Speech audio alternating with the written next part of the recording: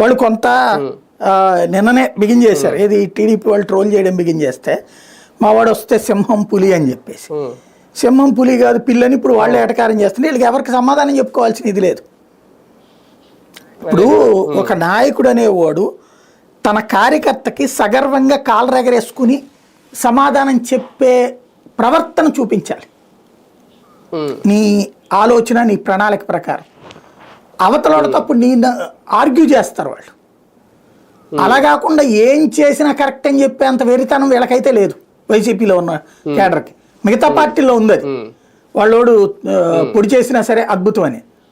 వీళ్ళకి అట్ట లేదు వైసీపీ కేడర్లో.